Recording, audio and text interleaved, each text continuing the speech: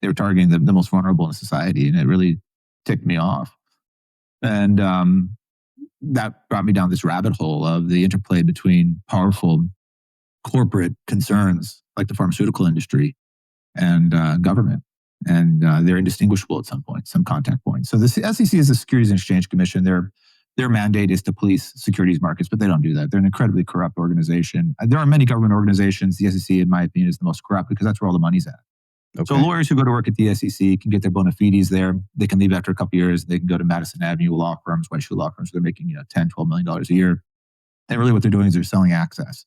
So they become very often they become unregistered lobbyists, essentially. And so while you think the SEC is there to protect the retail investor or whatever from, the Jordan Belforts of the world, that's not they're not interested in that at all. They're really interested in building up their resumes so that they can line their pockets and grease their palms, which is what they do.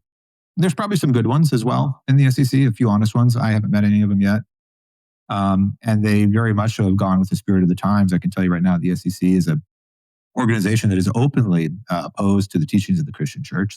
Millions and millions of taxpayer dollars go to promoting LGBTQ causes, promotional videos. It's lined its ranks with lesbians and homosexuals, and you can imagine I'm an affront to their religion, and their religion is money. Yes, and it's their desire for pleasure.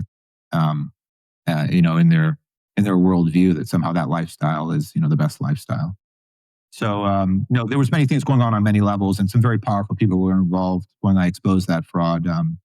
The brother of the sitting Attorney General, Pam Bondi, her brother Brad Bondi, was actually instrumental in my unlawful prosecution. So I originally lied and said, look, we want to silence this guy. That was actually the word they used. They want to silence this guy for good.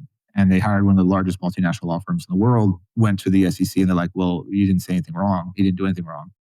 So they dropped that law firm. They hired Brad Bondi, and he partnered with a corrupt congressman named Duncan Hunter, who later pled guilty to felony charges, sentenced to 11 months in prison. And they basically put together a presentation filled with lies, give to the SEC. SEC literally copied and pasted it, put into a complaint, and charged me publicly as a fraud.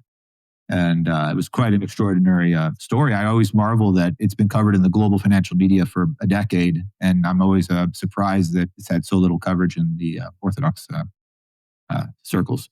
But that's an overview. What was the threat that you posed? You said you were coming after this Ligand pharmaceutical company.